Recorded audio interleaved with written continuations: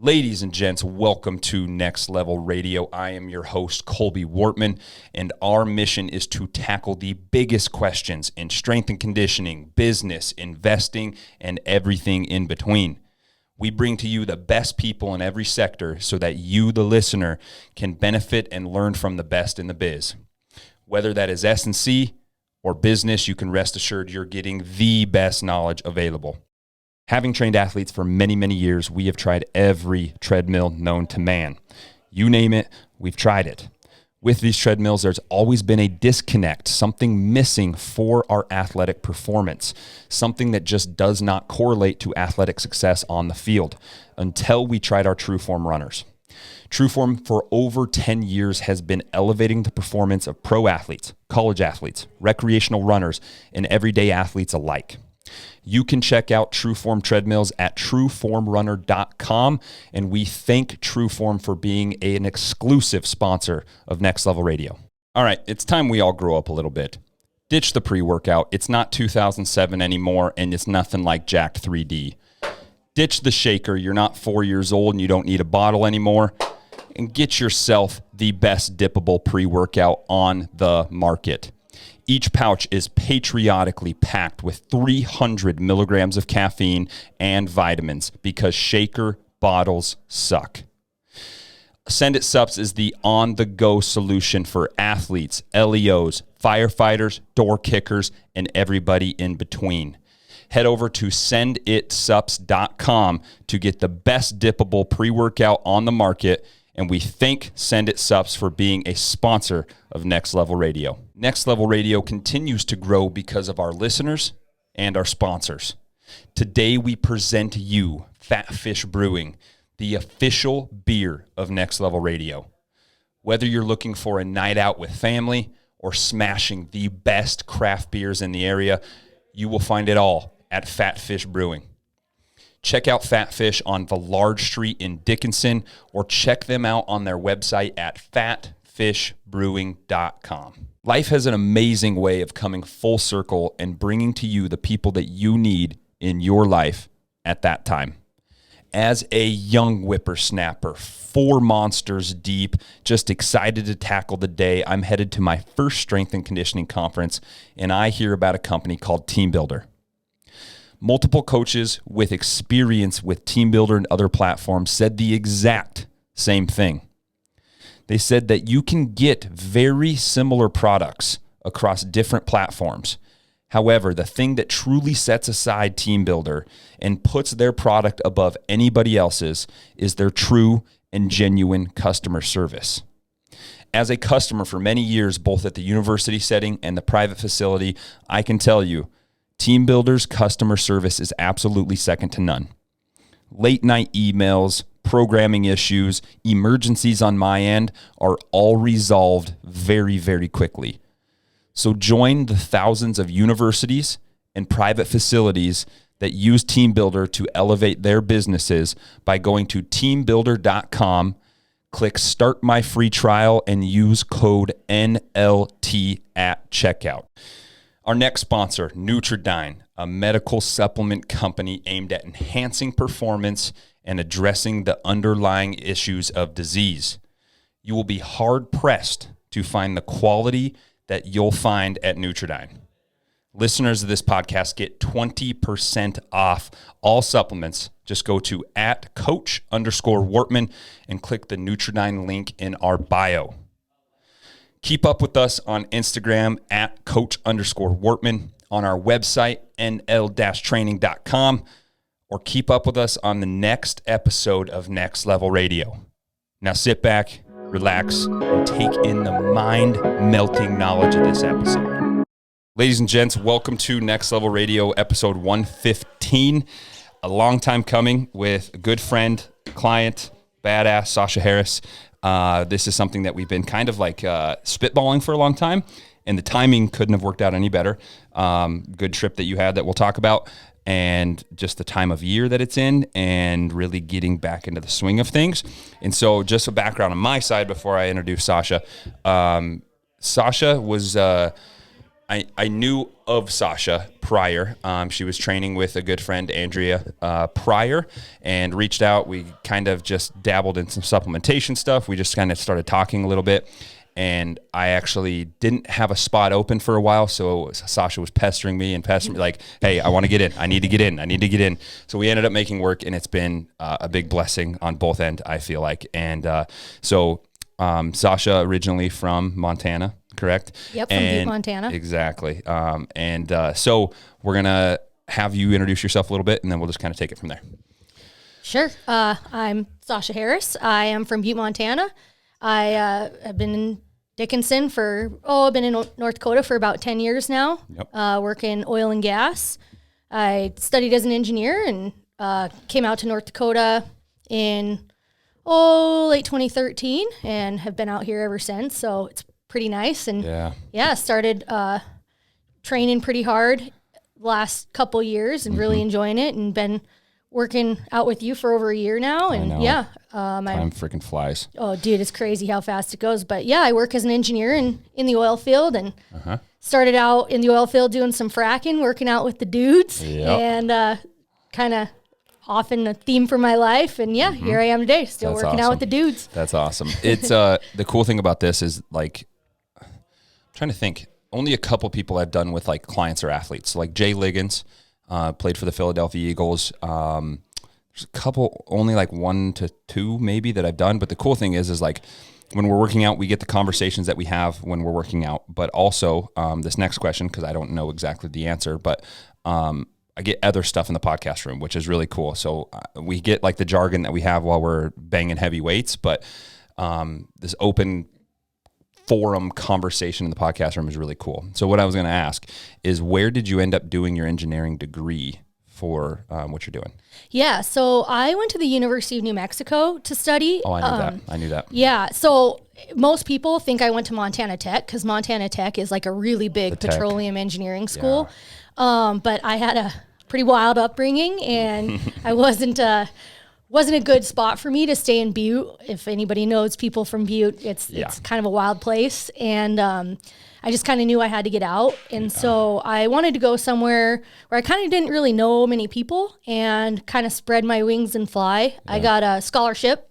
It's called the Western Undergrad Exchange Scholarship. Okay. A lot of people know it. Yeah. And I went to the University of New Mexico, and I wanted to study chemical engineering, but I also wanted to do biomedical engineering. Oh yeah. So I was able to minor in biomedical engineering, and my intent really was not to go into the oil field. I didn't even really know about the oil field at that time. It wasn't even on your radar at all. No, it wasn't even on my radar. I really wanted to go to medical school, and I wanted to actually engineer body parts. And in college, I worked on some projects where I worked in the lab, and we grew heart valves and we grew bones and stuff like that. So a biomedical engineering lab. And then, when I got to the end of my 4 years, well, it actually took me 6, but when I got to the end of my college, I was just tired of being broke. So I ended up knowing some people from high school, and they introduced me to the oil field. And somebody was like, hey, you should be a field engineer. And I really wasn't interested in the whole office environment, what I'd call like a cubicle hell kind of deal. I just wasn't super down with that. And so I wanted something I could be outdoors, something that was like different every day, and something that I could make some money at and pay off my student loans. So I came to the oil field, and I didn't think it would be like a permanent thing, and I love it. Yeah. Well, and a lot of people talk about it too. Look at the police force or any type of really industry at all. It's always good to start with the people that you're going to end up managing. So, or you know what I'm saying? So start fracking, start at the bottom, work your way up, get to know that level of the industry, move up. Now you're a field engineer is what it would be called? Well, that's what I started out as. Yeah, I started out as a field engineer. I'm an operations engineer now, so I work for an oil company. But yeah, I started out as a field engineer out there on frac crews, swinging a hammer, operating frac equipment, really not doing a lot of engineering, just kind of learning the ropes. Yeah.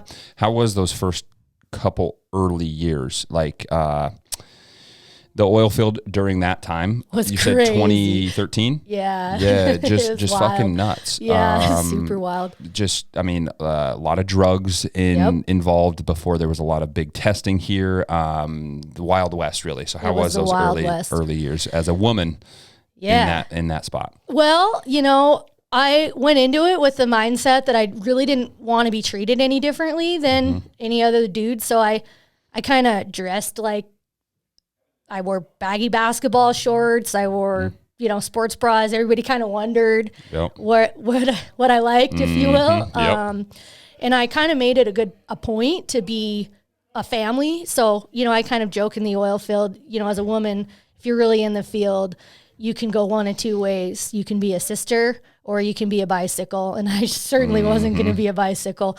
And so I just got to know the guys, and a lot of them took me under their wing. And the first couple years were awesome. I had so much fun. But I also, I come from a ranching background. I come from working hard, blue collar background. And so I went out there and I worked my butt off, every single day. And so, I was working, when I first started, I was working 12-hour shifts. I was out in Williston, which was crazy. Yeah.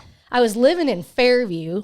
So I was driving in an hour both ways, and then you drive to and from. So your 12-hour shift, that's on location. Then you drive an hour or two to your site, and then an hour or two home. So I was pulling 16, 18-hour days. Yeah, I was working a 14 and 7. So I'd work 14 days. Then on my 7 days off, I'd pop over to Montana and go out and do some adventuring. And it was awesome. I learned so much just about the industry, about the people. But, so being a field engineer was really cool. When it got really hard is when I moved up the ranks and started managing the guys that had basically taught me everything I knew. Yeah, that's different. Yeah, it was different. It took a long time for me to get comfortable with that leadership. Because a lot of them don't have engineering degrees. Right. So I was I ended up going from a field engineer to I was the frac manager of all of North Dakota, Montana, Wyoming, and Colorado. Yeah. So I managed quite a bit of frac crews, and I was only 27 when I did it. So I was pretty young. I was the first female engineer. I was the only engineer at the time that we had. I'd seen other engineers do that job, but and the youngest. And it was a challenge. I don't think they set me up for success in leadership. And so that was a big learning curve for me. I failed a lot at the leadership part of it, but with practice and some mentorship, I had some really good mentors in my life, and that made a big difference. Now I think in my early 30s, I'm 34, and now I'm a much better leader than I was back then. But that was the first year. That was really tough. It takes a lot. I failed many times in my business. It's so hard for many years. It's super hard because if you enjoy training with Joe Blow or me or whoever, that's the system you like. You like that person. You jive with that person, and so when somebody calls and says, "Hey, I need my kid to be trained. We're trying to go to D1, D2, whatever," it's hard for me, and for a long time, I wasn't training my employees the way I should. I was just, "Hey, this is what I do. Do this." And that's a terrible role to be in. Or it's a terrible place. And so it took me a long time to really set back and be like, them not having success is my problem. It's not their problem. I'm in the position that I need to train them to the point where they're competent. And I still struggle with it today. Handing off that responsibility, and I enjoy having my feet to the flames, my back against the wall. So I don't know. It was super hard, and I still struggle with it a lot. Yeah. So. The other thing that's really hard too is watching them fail and not jumping in. Yeah. Not jumping in and fixing it for them. 3 weeks ago, I had that. 3 weeks ago, I had that with a couple kids. Yeah. Yeah. That's a tough one to get past, It is. And I'm sure there's a lot of times in your life where leaders kind of let you fail and figure it out, and you're better for it. You are. But it's hard to sit back as a leader and let it happen. It's an uncomfortable place to be. Yeah. I think you and I have some similarities in our childhood. You mentioned it. You kind of went by it, but this podcast, I like deep diving and kind of going into the fucking shit. Yeah. There's some fucking shit in there. Yes. We both got some fucking shit. So growing up in Butte, anywhere you can get involved with the wrong people. Sure.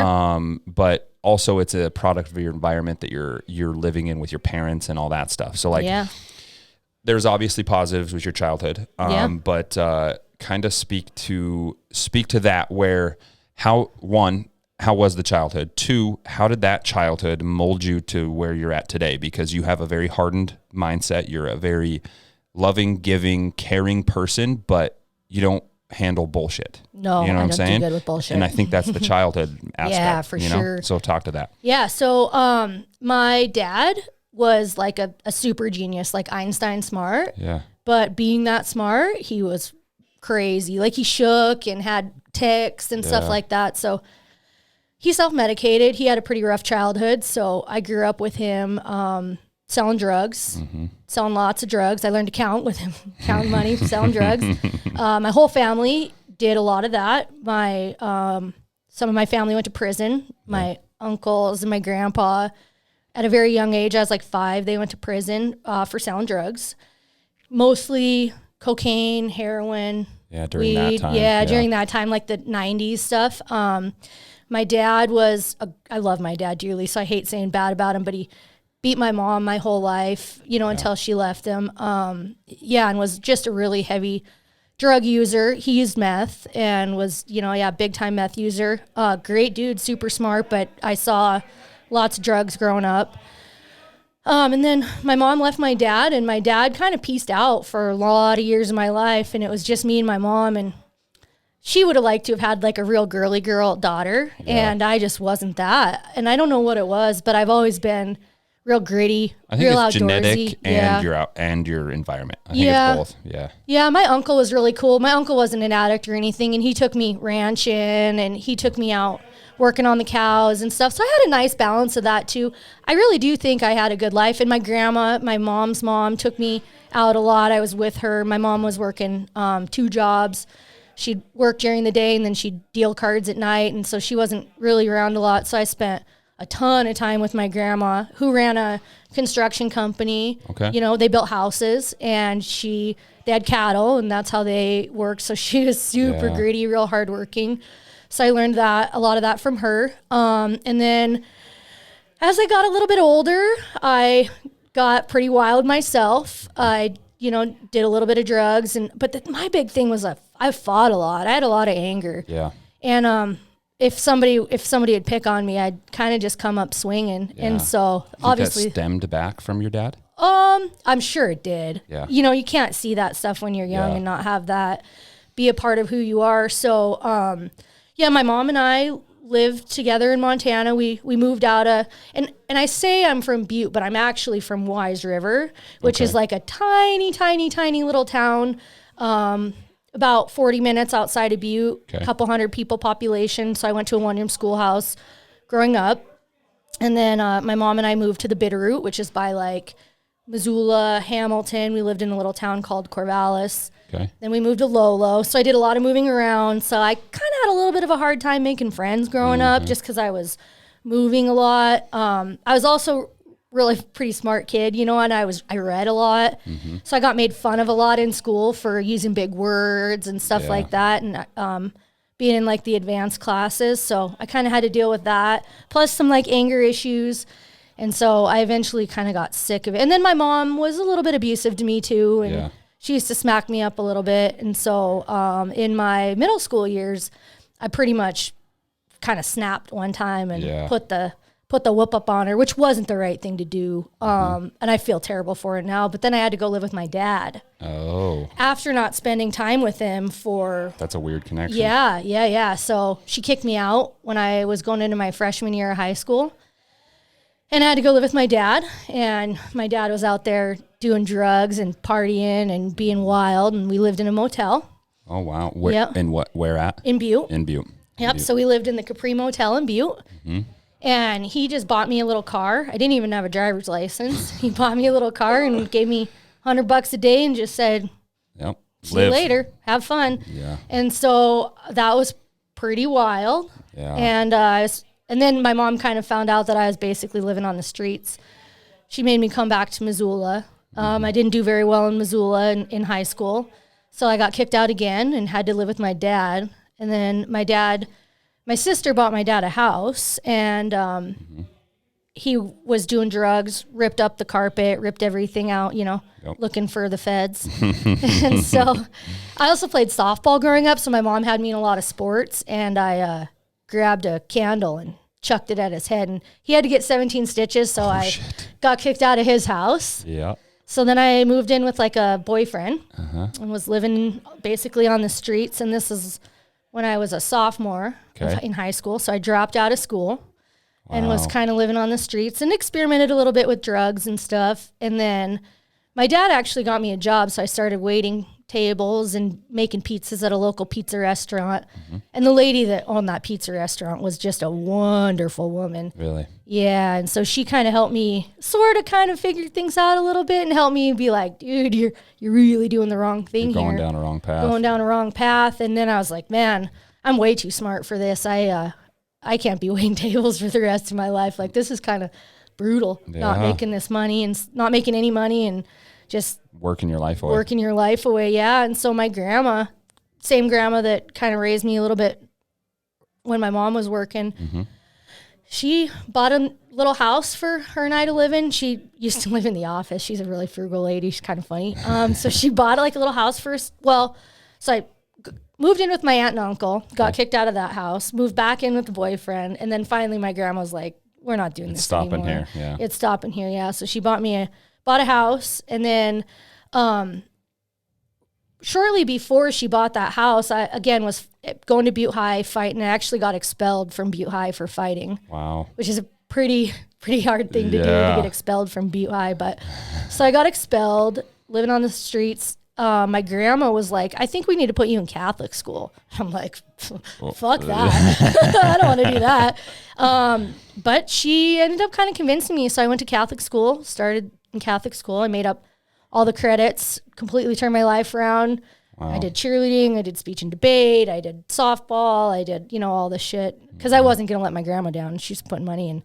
Oh boy, I love my grandma. Yeah. My nanny's mom's mom. Mom's mom. Yep, my nanny's my lady. And so she got me through school, and I graduated high school with like almost a 4.0 GPA, and then I went to college in New Mexico. Holy shit. So it was pretty wild. Like, those are the conversations that we don't get to have during training, So I didn't know all about that. That's nuts.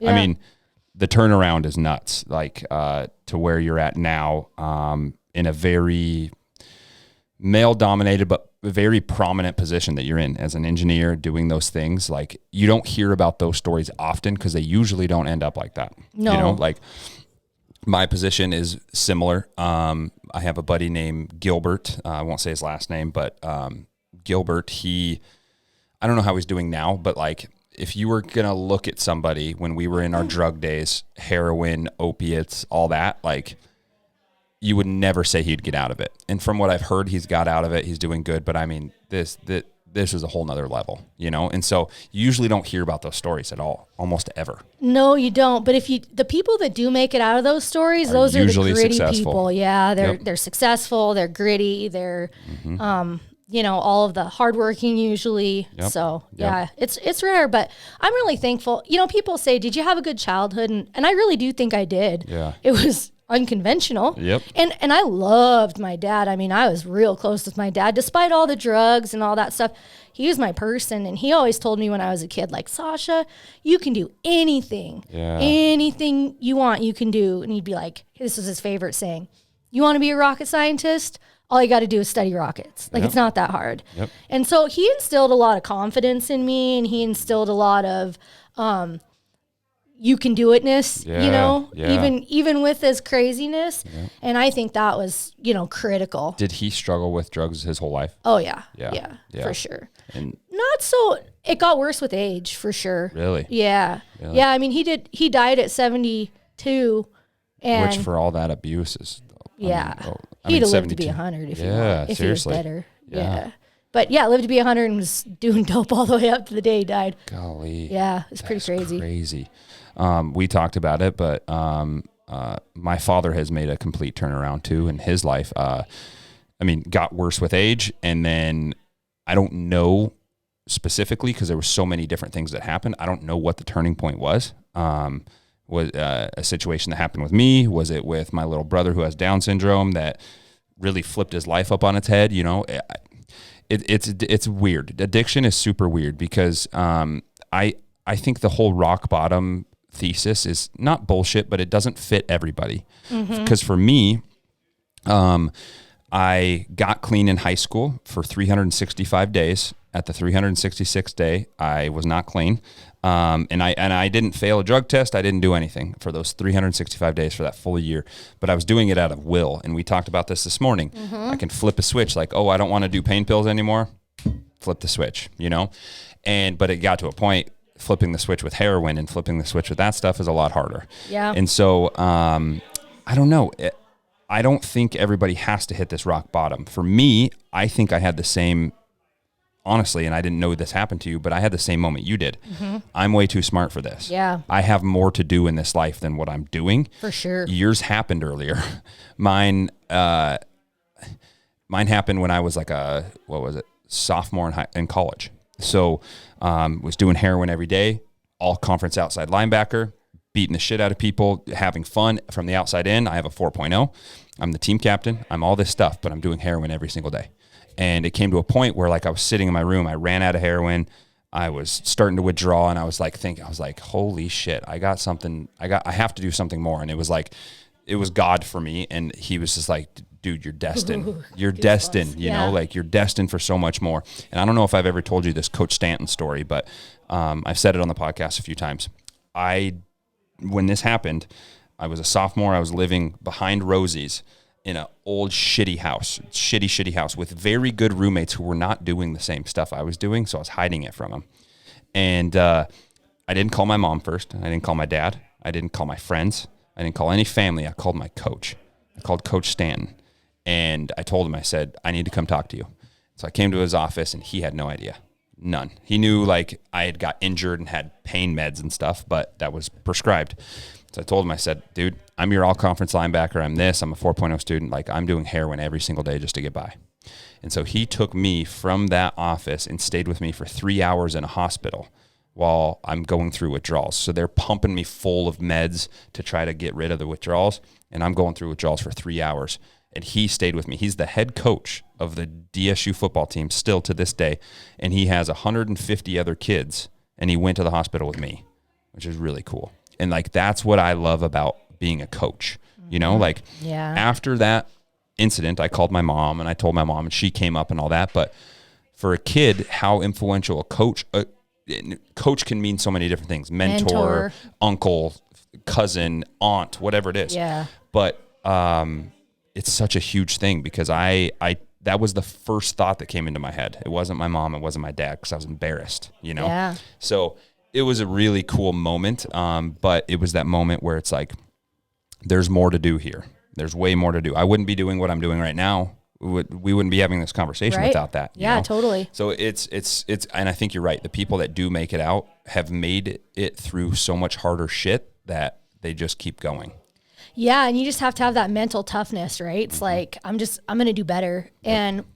And mentorship is a big part of it. You got to have people in your life. Like, boy, I think that's one of the most important. If you don't have people in your life, absolutely. I don't know how people get out of any sticky situation really without mental toughness and a support system, you know? So I do feel like I had a really good support system. It was wild, but it was a support system. 100%. And for you, it was the same thing. You know, for me, it was my grandma at that time, my uncle a little bit, which I'm sure we'll talk about with the hunting stuff. Yep. And, you know, actually, oddly enough, during that time, when I started living with my grandma, that's when I really started hunting. Oh, really? I was going out to the cabin with my uncle. The cabin in Wise River. Dad's brother? Mom's brother. Yep. Okay. So before we get into that, was your dad's side of the family like non-existent or just wild like him? Pretty much. They were super judgy to my dad. My dad was the oldest. My dad's sister, I love. She's an amazing woman.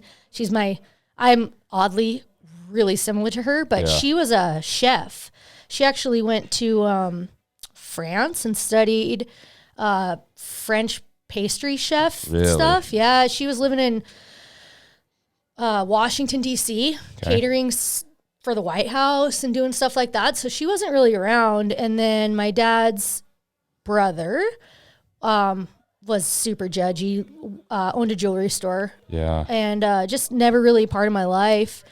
And then my dad's mom, she was a neat lady too. She died at 99 in a car wreck. Really? Yeah, she's crazy. Holy shit. Yeah, she was a badass lady that lived up at the Canyon Ferry Lake in Montana outside of Helena. But my mom just they never really tried, and my mom never really made it a point, I guess. I don't really know why, but they were never really in my life. Now, my dad has an older daughter named Summer, and she's 20 years older than I am. Oh, and she was also a really big influence in my life. Really? She's an engineer as well. Yeah, she is really, really, really neat. And when I moved to New Mexico, she lived in New Mexico, and that's part of the reason why I went there. Interesting. And so she was a big mentorship throughout college and kind of helped me get through college, basically. So besides Summer, the two most influential people in your life were really on your mom's side there. Yeah. So your uncle and your... Yeah. My sister's the only one. And I love my dad. I was really close with my dad even when he died. But like, aside from my sister, I really wasn't very close with anybody on my dad's side. I'm close with his sister now, my Aunt Becky. But mostly it was on my mom's side, yeah. Interesting. And so getting into the hunting stuff. Cameron Haynes, he's a big bow hunter. I've watched all of his stuff. Yeah, so the lift, run, shoot. Animal. Oh my gosh. He's doing this lift, run, shoot thing. So I had 2 weeks ago, so episode 113, I had Lisa Holding Eagle is her name. She's a woman in the oil field. She works for Marathon. She used to work for... the takeover. I always forget the name, but Champion X, whatever they are now. Yeah, the chemical company. Yep. Yeah. So she used to work there. She's a big-time marathon runner. She's North Dakota's fastest and best endurance runner. Wow. But long story short, we do what's called lift, run, shoot. And so we're doing it. We don't live where it's nice year-round.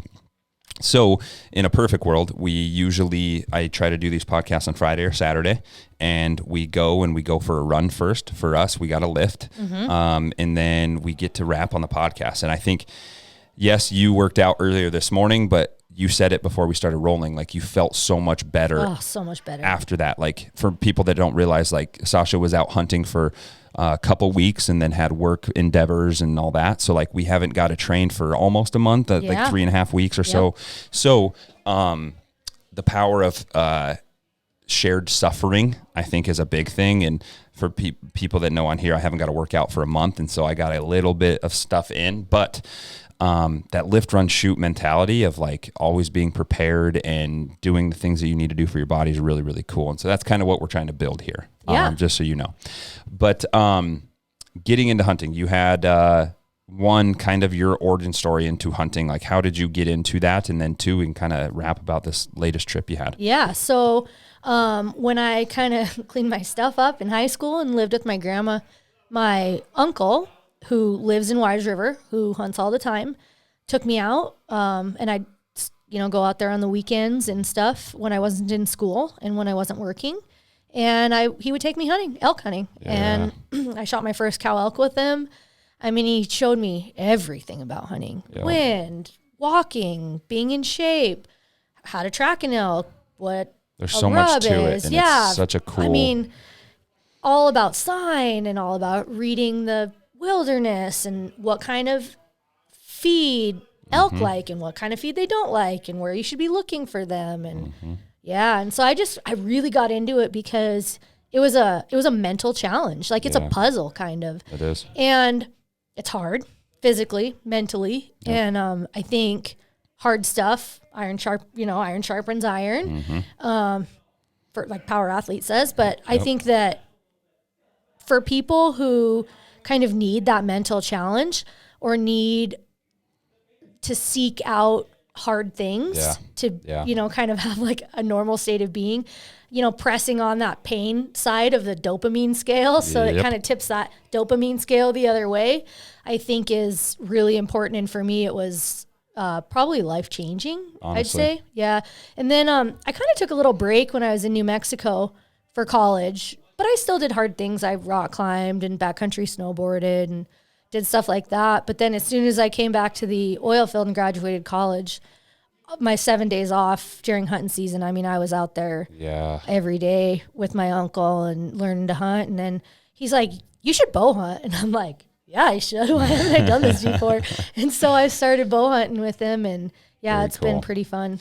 People don't realize how pampered we are. I mean, both of us are kind of North Dakota residents now, but grew up in two of the best places in the world. Yeah. And growing up, I didn't understand it. I didn't have a big enough mentality or thought process to understand that.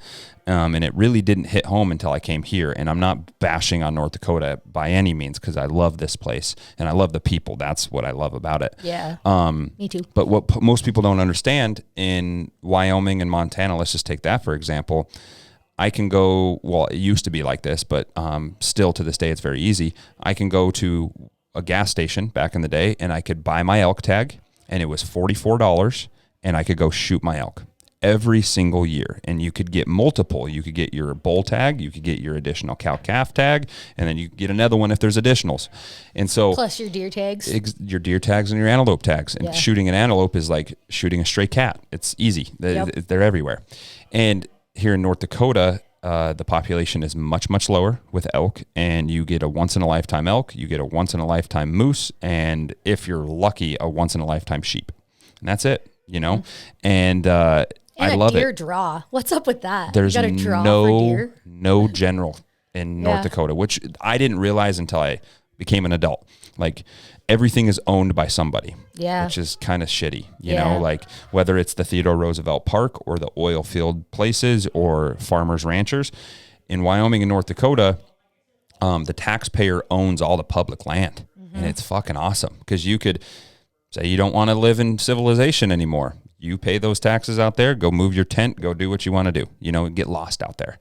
And don't get me wrong, North Dakota has its beauty, but it's not the same, and people don't understand that. When you go to Western Montana, you understand that, you know. And so you got to grow up. Mountains. Oh yeah, it's different. You get to grow up. You grew up in that, you know. You're very, very west edge, like Hamilton, that area, like very, very west edge. So. Oh yeah, one time, to digress a little bit here, I got my cousin and I were backpacking. I've always been a backpacker. I joke with you that I'm a pack mule. I don't go fast, but I can go far, and I can carry a lot doing it. Exactly. My shirtless, and I'm built for 40 yards and a sandwich. You're built for 40 miles and a backpack. Going in super low gear, turtle mode. Exactly. But I actually got lost for 4 days. Oh shit! I didn't know this. In high school, it was wild. Over by Hamilton or Butte? So we started in Wisdom, Montana, which is basically just a little outside of Wise River. Okay. And we were in the Pintlers, and it was June 1st. My cousin and I, we'd backpack every weekend, even through all the not having homes and wild shit I did. I backpacked. I mean, I started backpacking when I was like 8 years old. Wow. And it was kind of always my escape. That's just why I like hunting, you know. Shut your brain off. Shut the brain off, and you just turn it off and grind. Yep. And that's probably why I work so hard in the gym, because I can just turn it off and grind. But not here to make decisions. Not here to make decisions. I'm just here to work. Yes. Yeah. So we were like, oh, it's June 1st. We've had a really nice spring. My cousin and I were backpacking partners, and we're like, we're going to go up June 1st, we'll go on the south side of the Pintlers because there'll be less snow. So we get up to like 8,000 feet, and all of a sudden we got into like, seriously, like 3 or 4 feet of snow. Oh, geez. Lost the trail. Couldn't find the blaze marks on the trees. So we found the stream coming out of the lake that we were staying at, and we walked right up to the lake, and we stayed at the lake. And then we just got turned around, and I kind of knew we were turned around. But at the time, I was, you know, kind of deferring to my cousin. She was a little bit older, and she had a terrible sense of direction. Bless her heart. And we got walking northeast instead of southwest, and walked accidentally over the Continental Divide, and then realized we were lost as fuck. And so they teach you in hunter safety, when in doubt, follow water out. Yep. So we just found a stream, and we just started walking, and we walked for 2.5 days. So I say 4 days because, you know, the day we went in, we stayed the night, the next day, and then it took us 2 days to get out. And we ended up walking, I think it was like 60 some miles. We figured we walked with no shit. trail. And then we came out on the East Fork of the Bitterroot River by Hamilton. So we walked, we accidentally walked like over the Continental Divide and came on the other side. Let me, I want to kind of just see this in my head. So what was the little town? Wisdom. We walked Wisdom to Sula. And then you popped out by Hamilton. Well, we popped out at Sula. Yeah. Wisdom, Montana. Holy shit. Yeah, it was crazy. Wisdom, it was wild. Montana. So is it the mountain range north? It's called the Pintlers. The Anaconda Pintler Wilderness. Interesting. Yeah. So where's Hamilton from here? What was the other place that you popped out, you said? Sula. Yeah, so if you go down, it'd be like Hamilton, Lolo, Florence, Stevensville, Corvallis. What did I say? Missoula, Lolo, Florence, Victor, or Stevensville, Victor, Stevensville. Yep. Sula, I see that. Yeah. Holy shit. Yeah, that was crazy. So oh my gosh. So you popped all the way over that ridge, back on the backside. That ridge is the Continental Divide. Golly. Yeah. And then we got out and I whistled this dude on his wife down on a 4-wheeler. And I was like, can you tell me on this map where we're at? And the guy was like, what the fuck? And I was like, what year was this ish? 2007. Wow. Yeah. I was a senior in high school. I was just getting ready to go to college. Wow. So where were you guys trying to go? Mystic Lake, which was in the Pintlers, right outside of Wisdom. Wow. And then we were trying to go back out to the car, in and out. And instead we went just the complete opposite direction. Damn. Yeah.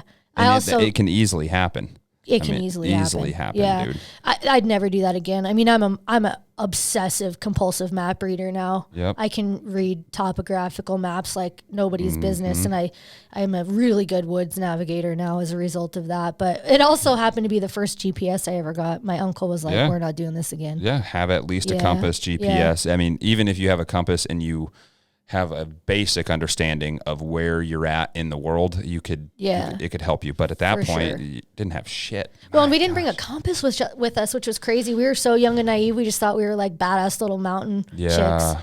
And that could have turned out bad. It could have turned out really bad. Really bad. We scared the shit out of our family. Yeah, I bet. And at that time, cell phones aren't a normal mainstay. Totally. It's crazy. Yeah, that was crazy. Man. I mean, but good came out of it. It turned you into a better hunter. Yep, it turned you into a way better hunter. 100%, Yeah. I'm an excellent woods navigator now. Yeah. And I feel like I got not robbed when I was younger, but like, we had the Bighorn Mountains right in our backyard. 45 and 49 for elk hunting is some of the world renowned, just like some of the parts in Montana, like world renowned. And, with my father, his best friend, who I call my Uncle Dean. That's who I'm going with next week. We go over by Rawlins, Saratoga, which is some really cool country, but that country is a little bit different type of hunting. And you can hunt it how I want to hunt it, but they've grown up hunting it very differently. And I don't like it per se, but they're very successful in how they do it. But also it's not my definition of hunting. It's driving on the ridge, glassing. When you see something, then you can go out and do that. Stock. Yeah, and I don't know. Some of the shit that we're driving on over there, you probably shouldn't be driving on. Like, let's just hike this thing, So it's neither here nor there. But I just feel like I was a little bit robbed because in those Bighorns you can't drive, and it's amazing. And my best friend Logan, he does the same thing. So he'll, if he can get away for 3 to 5 days, he'll bring food, camp out, and just go for it. And in your situation, which is really cool, you're butted up right against where you needed to be on this last trip. So you can just stay at the cabin and boogie. Yeah, but it's funny that you mentioned that with people driving. So my family, we never drove to hunt. We just walked right out of the cabin and walked right up the draw, or you drive, up the road a little bit and go to some cool spots there, but you'd walk in. Yep. And so I spent, I went to Montana over Labor Day, and I basically hunted for 3 weeks. And it was a really weird year. We had a ton of out-of-staters. Not that I get it. Everybody wants to come to Montana, but Well, it's fucking terrible now. Every fat motherfucker out there was driving his goddamn side-by-side through all the best elk hunting country. Yep. I mean, one night I was out on and I hunt by myself, and I like to hunt by myself because, like we said, it's the head down and grind. It's your special our time to shut off because we never fucking shut off. Yeah, I don't shut off, and it's the time. It's a really in the moment sport. Mm-hmm. You're not thinking about anything else. Yep. All you're thinking about is your bow, the wind, you being quiet, where the elk are at. You know, it's like a lot of high level people talk about that. Why they get into a couple things. BJJ, Brazilian Jiu-Jitsu, archery, or any type of hunting, and a lot of the big-time ex-military, skydiving. Yeah. It doesn't matter how much credit card debt you got when you jump out of a plane. You know, it's also why people like rock climbing. 100%. You know, that's why I like to rock climb. Backcountry snowboarding is the same way. Yep. Snowmobiling. I love snowboarding is my thing. Yeah. Yep. But so one night I was hunting, and I was in a ton of elk that night. And it was like nothing that I could close the gap on to, past, because I'm small. I don't have a lot of draw length on my bow. I can only shoot 40 yards. I'm real comfortable with, but anything more than 40 yards, you're just fighting biology at that point. We can make you strong as all get out, but you're just fighting biology. I draw back like almost 60 pounds with my bow, which is a lot for a chick, but it's just, I don't have the kinetic energy to do it anyway. So I was... The end of my evening hunt, I'm getting towards the end of the evening hunt, and I get onto this 5-point bull. I mean, he wasn't a monster or anything, but he was a nice 5-point bull. And beginning of the rut, and he had his nose up a couple cows' ass, and it was just sweet. And I was, I was in it. The wind was blowing in my face. Everything was pretty much almost perfect. Yeah. And they were kind of out in this field, so I was really just moseying my way in, tree to tree, as they weren't paying attention. One cow would put her head down to feed. The other cow would be kind of being chased around by this bull. And boy, it was so cool just to be around them. And so I was getting in. I was probably in maybe 60 yards, and then that bull kind of rounded those cows up and went up the hill. And, one of the best things what you can do when you're elk hunting is put those elk to bed. You put them to bed, and I'm like, well, fuck it. I'm not going to try to chase after him this evening. Like, I'll come back here in the morning, and it's going to be lights out. And so I go back up there in the morning, and I have quite a walk to get into that place because I don't want to disturb the elk. Exactly. So I get up there nice and early, walk right in, and there's some motherfucking fat ass in his goddamn side-by-side, literally parked right where I was on those bulls, or right where I was on those elk, that bull. And I was like, hey, dude, you ever hunted around here before? And I try to be friendly to the out-of-staters, even though it would make me mad. Yes. And he's like, no, this is, I'm pretty new up here. And I'm like, okay, could you do me a favor and park on the road and walk in here? Because, we can all hunt. Like, there's plenty of space out here for everybody to hunt, but your side-by-side is parked right where the bull I was on last night was that I'm trying to get on today. And I think you kind of fucked up my hunt. So could you do me a favor and not do that again, please? And he's like, oh, I'm sorry. And I'm like, yeah, you don't know. I get it, but it's ridiculous. Yeah. Everybody has to learn through it, but learn the way of life. Learn, I don't know. I just don't feel like you deserve it if you don't put in the work. No, and everybody has, and it's got worse. It sounds crazy, but it's got worse since then, but it was worse before then. This whole Yellowstone show and everything, they glamorized it, and these fucking Californians and Floridians and even Texans and whoever it is think that they're going to go open a fucking ranch and have cows and chickens and all this shit, and then they realize, oh, it gets 20, 30 below here. And the problem, I was just looking this stat up, and I'm going to pull it up for you. The average home price in Bozeman right now. Oh my God. I think it's 1.1 I was going to say $1 million. Yeah. 1.1 million. That is outrageous. The average home price, and we have some of the biggest wealth in the country in North Dakota. $500,000, $450,000. I would say, yeah, it's probably $350,000, $450,000, somewhere around there. Average home price, Dickinson, ND. 500's high. It's definitely not 500. 278. Holy moly. 278. 280 right here. That's a 1.2% higher year over year. And the crazy part is, Sasha, and this kind of brings us into the hunting still, though. Every year at the end of the third quarter, I think it is, this big site does this real estate booking, and they look at the top 5 states that people have moved into this year and the top 5 states people have moved out of. And for the first time in years, 10, 20, 30 years, Montana moved to the list of people moving out.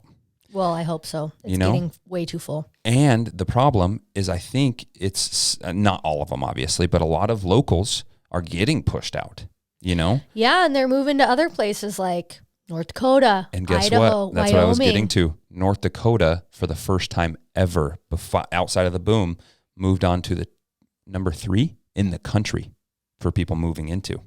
The good thing with North Dakota, I think, Sash, is we don't have the beautiful mountains. Yeah. We don't have that. So I don't think we'll blow up like them. Yep. But we have the oil. We're independent. We have the agriculture. We have great people.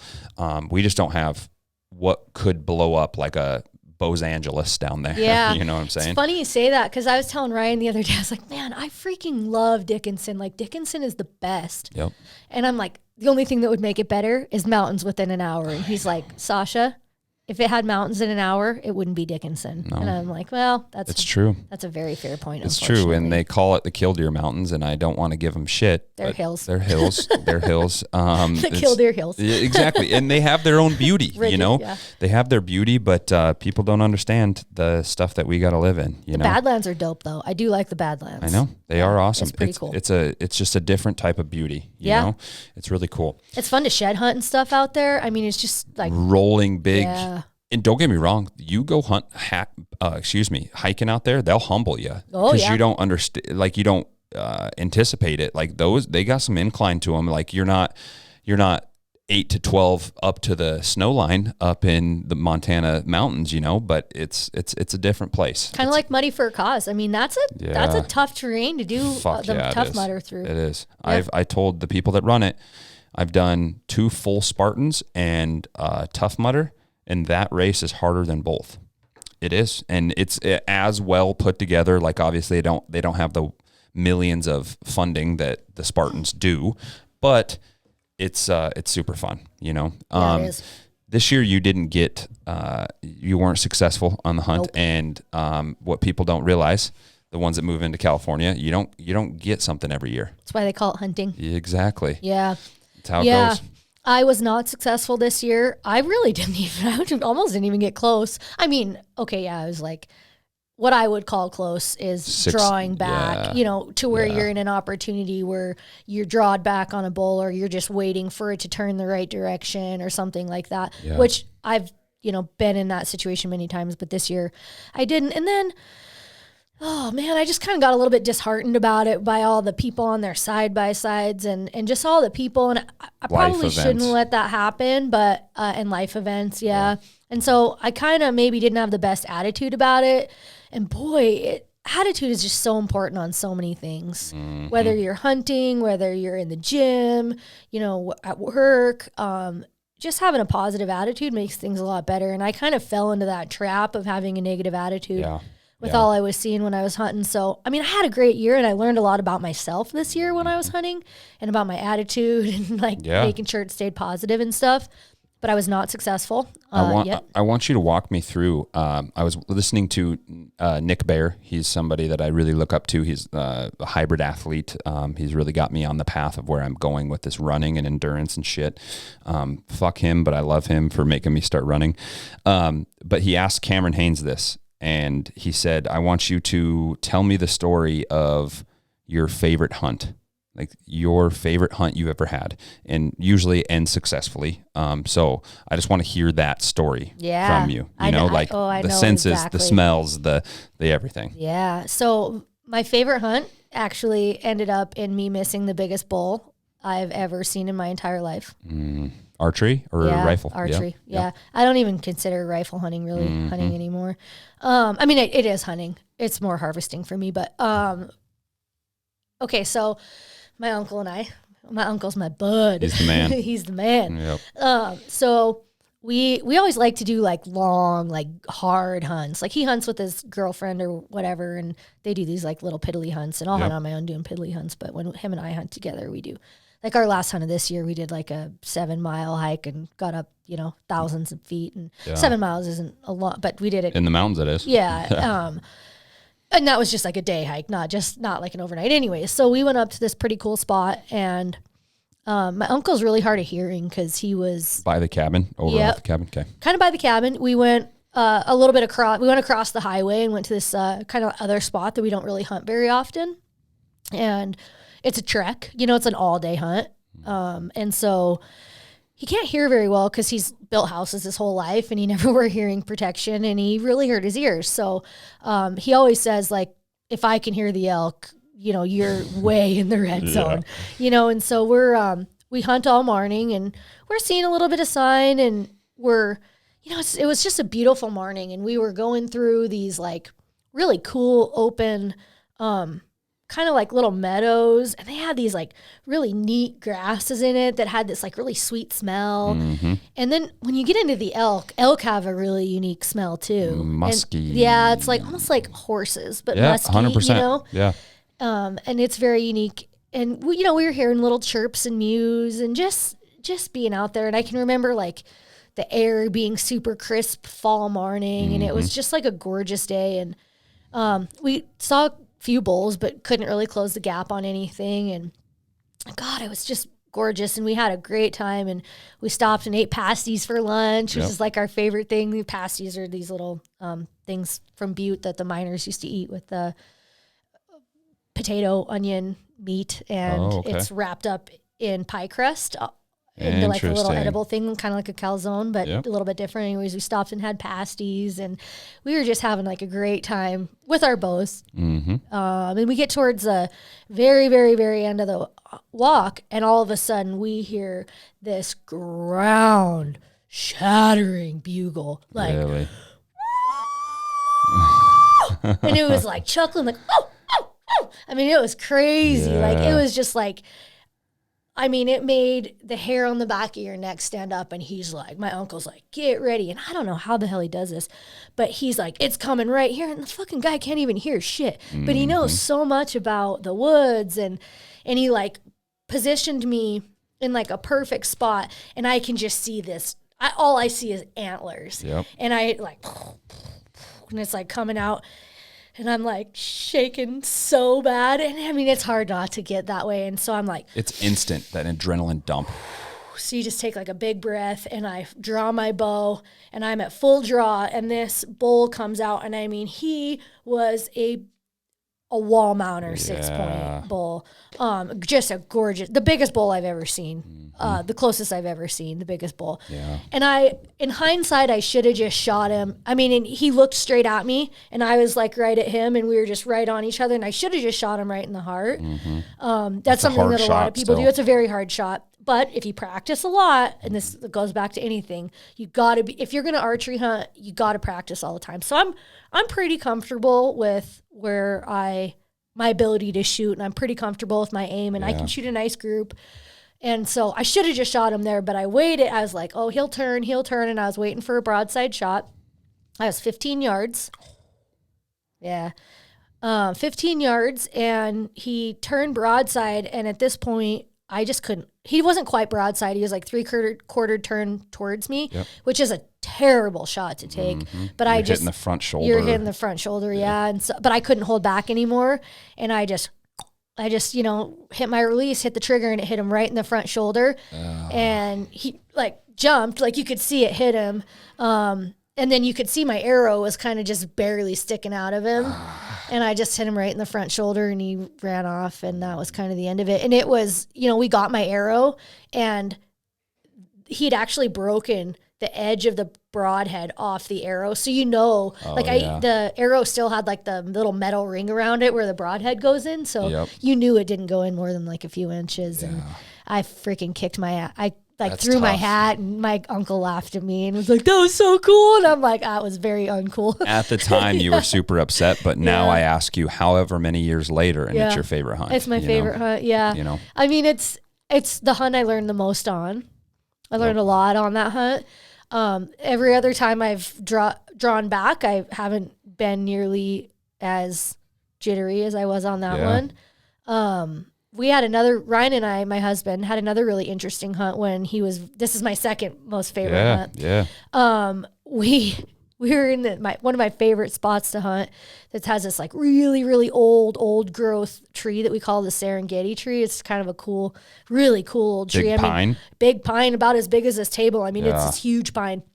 And we get into this little park, and this park always has a ton of elk in it. And there's this little spike, and he's just bugling his head off. And he calls in this like nice 5-point bull. Really? Well, I thought it was a 6-point, but it was like this atypical bull with this like huge whale tail. And I taught Ryan to hunt. And so Ryan was pretty new to hunting at the time. I mean, we started bow hunting together, but I'd been, hunting with my uncle for a lot of years. So I was like, okay, you sit back with the cow call. And like, usually you want to set yourself up kind of like perpendicular to a nice shooting lane. Okay. So like, if there's all the different places the elk can come in, you want to look at the place that's like, where are they most likely to kind of like try to get a broadside shot and try to position yourself to where, there's a natural opening or a natural path for them to come in at. Yeah. And so I'm like, okay, Ryan, he's right here. Let me get in position. And then, you do a couple cow calls and he'll come right in. And I'm on the sagebrush and I'm like belly crawling, and this bull comes ripping up. Oh, geez. And just ripping up. And he's probably 10, 15 yards from me. And he's snorting and he's pawing the ground. And he's pissing all over his legs. Oh, and my gosh. Making and all these grunts and chuckles. And he is just hot. And I'm like, I didn't even really know how close I was to getting trampled. And there's Ryan, my husband, what the hell? We were married at the time, and he's like, there's my This girlfriend. is one of his first experiences. I think it was his first experience getting close to a bull. And I mean, it was just bananas. And then we tried getting on it, but after it came in like that, they kind of come into your cow call. And then if there's nothing there, they're like, what the hell's going on here? And then they kind of peace out. They're thinking, they kind of know something's up. And again, I was still pretty new to bow hunting, wasn't super experienced, and I ended up, not getting in on him, and that was the last hunt of the trip. So we went home the next day. My uncle went up there. That fucking bull lives in his garage now. Oh, my gosh. It's a beautiful bull. Yeah. But that was a really cool one, too, because it was just that was a real close encounter, and it was just bananas being on your belly like that with a bull. And then it's just kind of a cool story. My uncle, that little fucker, went in and shot him the next day. Well, and just the pissing all over himself, snorting, the grunting, the sounds like dragon calls coming from these animals, they're just so cool. I've also been out there before. I just sometimes like to watch them. I've watched them breed. I've watched a bull mount a cow, and if I know I can't get on, sometimes I'll just sit there and watch them. Yeah. And you learn their behavior. It makes you a better hunter. I mean, I've had some really cool experiences. I know. It's and we wouldn't be the same without them. No. It's Yeah, it teaches you a lot too. I mean, just about patience and about being one with nature. And then when you do get an elk and you have that in your freezer and you eat that all year long, and it sustains you all year long. Ryan got an elk, his first elk last year, a nice bull in New Mexico. And we've been eating on it all year. Yep. And then the buffalo. Yep. And then I shot that buffalo, which is amazing. His name was Dale. I like Dale. Hell of a guy. Dale is a hell of a guy. Yep. Absolutely delicious. We've been eating on that. And then, it's just being able to really be close to your food and be close to and have nutrition that and my gardening and canning and all the fish we catch. Yep. Well, I was even, this will be the first year, big game hunting, but even pheasant hunting. And I never bird hunted before I came up to North Dakota, and I love it. It's my speed. Do not get me wrong. Going out elk hunting, getting up early, having your coffee, just that whole environment is probably my favorite in the world. But bird hunting is just fast paced, and it's a really cool experience. But the big thing, this is the first year that I'm going to go out and I have a deer tag and I have an elk tag and I pheasant hunt all the time, that I'm going to bring back meat that feeds my son. That is fucking cool. Goosebumps. You know what I'm saying? That's before, dope. I brought back multiple deer. I brought back elk, and it's fed Kelby and I, and that's awesome too. She's not a big hunter, so that's really cool that hey, we don't have to go buy meat because of this, Yeah. But when I'm bringing it back for that little dude, and he gets to grow up on that and like do that shit. Yeah. I can't explain that feeling, you know? It goes back to like our primal urges. 100%. Like the very early generation, you know, the early humans. Yeah. Like that primal feeling of like, doing the work and having it pay off. What seems from the outside looking in immediately, but all the work that went into that, like it's astronomical and you can't measure it. But, for me, it's that black and white, like I went out and did this and this is the fruits of my labor. Yes. And even if I don't get something this year, that set me up for next year. Absolutely. You know, like that was really, really cool. So I get to go do this elk hunt in a couple of weeks and I'm more excited about bringing meat back for my family than I am like, it's a cow tag and I could give a shit less. Like I'm just doing what I got to do, you know? Yeah. And then you eat that all year long. It's just such a special thing to have. And people don't realize like elk is just this purebred fighting machine. And it would be like if I was to go kill a human, I would want to go kill like this top end UFC fighter. Yeah. That's an elk. Well, like they're these hybrid fucking, you know. If you go back to like the original times, I mean, it's not a Wagyu beef that's been fed fucking shit. No. Yeah, and that shit ain't good for you, man. No. They taste good, but yeah. They taste good because we have a primal urge for fat because you need fat. That's why they taste good. Yeah. But they're not good for you. No. It's, you know, and it's important to what you put into your body is who you are. Yep. People don't realize that. It is. We talk about it all the time when we're having stories. Like my saying is just a weak body. Like that guy that drives a side by side up there, 350 pounds. Like body bitches. He can come and have a conversation with you and just be normal, but inside he's miserable.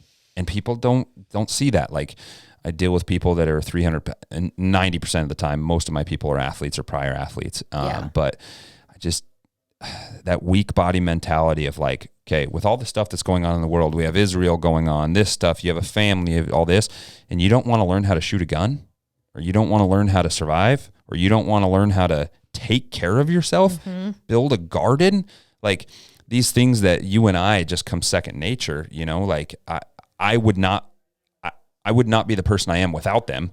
These people are like, I don't want to do that, you know, and they just don't take care of themselves and they're just miserable beings from the inside out.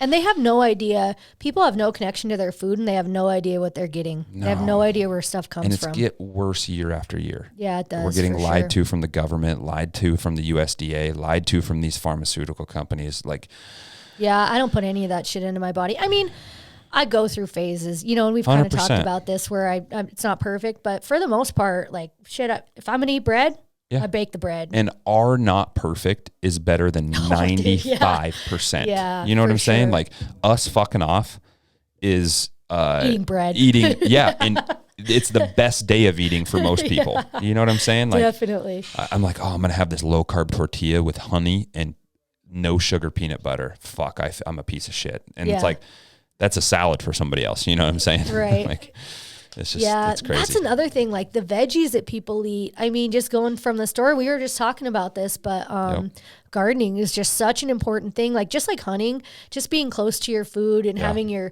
feet, your hands in the soil and understanding how things grow and how things proliferate and how you can maximize the nutrients in the food that you eat, the relationship between it all. It's just so cool. Yeah. Well, even so at Ridge's age, it's a super weird age. He's about to be 1.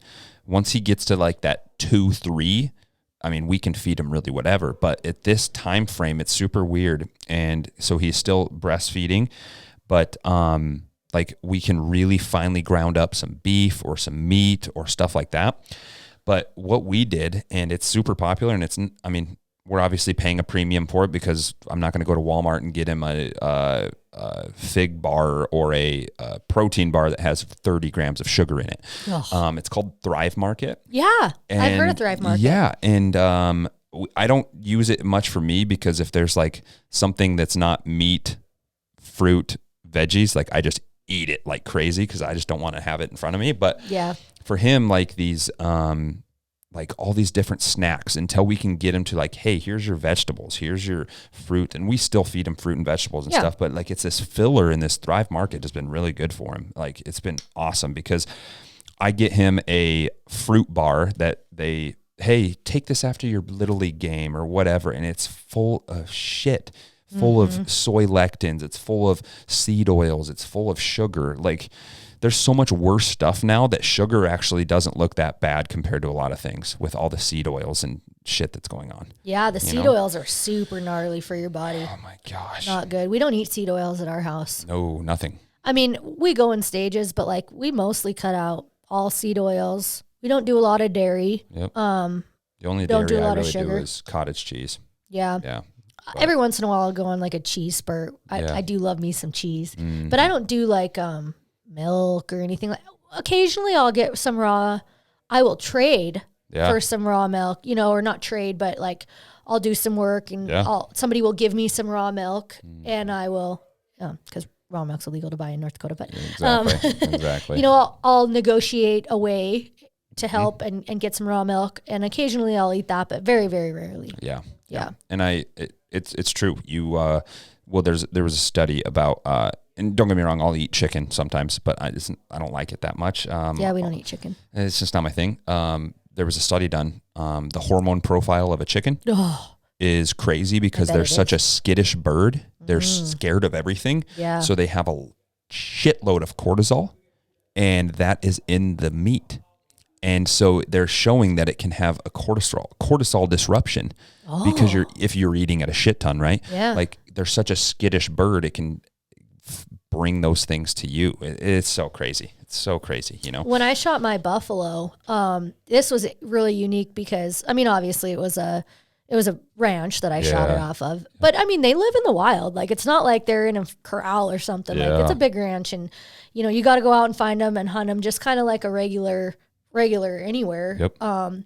But the guy was saying he has people who will go out there and like shoot a horn, like just go crazy when they see a buffalo and can't hit the buffalo on a 60-yard shot with a rifle. Yep. I mean, I shot Dale in the heart, and then I followed up with a second shot. You almost in have the heart to with those things, dude. Yeah, I blew his heart apart. And I mean, he was dead. But like if you eat an antelope and you let it run, those antelope are not nearly as good, and I'm sure it's because of the cortisol or whatever other hormones they have in them. Yeah. When you're killing them and dumping them like that, and it's funny that you say that. So it's just this relationship between things. We are what we eat. Yep. The crazy thing in Wyoming, a lot of the locals, there's some that do, but a lot of the locals don't shoot as much antelope in Wyoming, and the reason is those antelope solely feed on sagebrush. And so when you shoot it, unless you can shoot it and get it in a cooler body of water, like gut it out, get it out, and just cool it, they taste like sour sweet. Yeah. Like what sage would taste like. Here in North Dakota, antelope's amazing. Like I love antelope. The antelope is awesome. It's super lean. It's super fast, like it's a good protein source. But in Wyoming, it's not that popular because all it is sage. That's it. Yeah, I've heard that a lot in Montana too. Yeah. But I also think that people just don't take care of their animals as they ought to either once they get them on the ground. Well, we were just talking about the fish you just gave me. Yeah. Like the steps that go into making it not fishy. Yeah. And doing that stuff, it's like what you got to do. Yeah. So for your listeners, my husband and I went to Alaska this year, and we spent 3 weeks in Alaska. Luckily, we are blessed enough to be able to work from home. So we worked, we got a little Airbnb and we worked during the day, and then in the evenings we'd go out the river and we would fish. Yep. And we had 550 pounds of fillets. And this isn't mostly guided. A lot of this was your private fishing stuff that you're doing. Yeah. And we've done a lot of guided, and we do guided ocean fishing because we don't have a boat in Alaska to go out in. So we pay a guide to do that. But predominantly it was all unguided salmon fishing. And we caught a ton of salmon, more than we'd ever caught before. It was amazing. And we have given our friends and family so much fish, and we just give it away to everybody. And we're not going to eat 500 pounds of fish.